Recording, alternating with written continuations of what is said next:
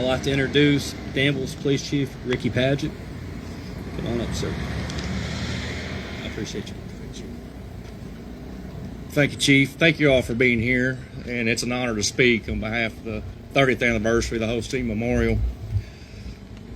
I told Laura I was going to do some reflection back, and she said, "Am I going to cry?" And I said, "Probably." But Laura, Chief Holstein 110 million% adored you. Just talking earlier, Laura was my partner in Danville years later. We had lots of talks about this and what she calls kind of the survivor's intuition, about what could have been done different that day. And I can assure you that it's God's plan. We don't understand why it is, but Laura, he wouldn't have wanted anybody else to be with him that day but you. Sunday, August 6, 1995 began as a normal day in Ola, Arkansas. I imagine the morning began with church services being attended by many, including Chief Doyle Holstein and his lovely wife, Betty. August 6 was also the 50th anniversary of the atomic bomb being dropped on Hiroshima, Japan, which I'm sure was all over the news that day. It was a hot day in Ola with a high temperature of 95 degrees. I'm sure some had family gatherings, some worked in the yard, maybe some were fishing on Lake Oladale. I imagine what Chief Holstein was doing. The Lord did tell me he did sneak down to the local store down here and get a cup of hot chocolate, which was not on his diet plan, and he swore her to secrecy not to tell Miss Betty that he had a little bit of sugar that morning. Since it was the Lord's Day, I imagine Chief Holstein had a nice lunch prepared by Miss Betty, enjoyed that very much, and he probably rested the rest of the day.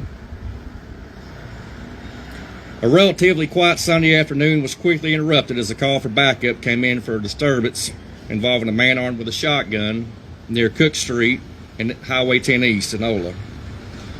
This was a residence Ola PD was very familiar with, as they'd responded many times before. Up until this day, whatever the occurrence there was usually resolved without incident. However, on this day in Ola, Yale County, in the state of Arkansas, we would all be shaken to the core. Chief Holstein and Officer Laura Beasley attempted to make contact with this man who had barricaded himself in the back bedroom of this residence. As Chief Holstein was attempting to defuse the situation, the man suddenly opened fire down the hallway, striking and critically injuring him. Officer Beasley was able to return fire, which immediately stopped the assault on the officers and caused the gunman to retreat back into the bedroom. Numerous agencies responded to assist the officers, who were now in a race against time to save Chief Holstein's life. Chief Holstein was evacuated and transported to St. Mary's Hospital, where he later died during surgery. The gunman later surrendered and was taken into custody. This was before I started my law enforcement career. I was a student at Arkansas Tech. I remember that day very, very, very well, as we all do. I, along with many others, longed for the day this suspect would face justice. 30 years later, that day still hasn't come. Both of the responding officers, who heroically rushed to aid their brother and sister in blue, have either passed on and patrolled the golden streets with Chief Holstein or have retired from service. Although recanting the horrific details of that day still haunts us all, I believe it is necessary so we never forget the bravery these officers showed, and also what they endured for the protection of their community, which they swore to serve and protect. I've said many times, being a public servant is a calling from God. Only the few who took the oath and their families understand the commitment and responsibility which is before them. Today, we honor and remember Chief Doyle Lee Holstein's commitment to the city of Ola and his community.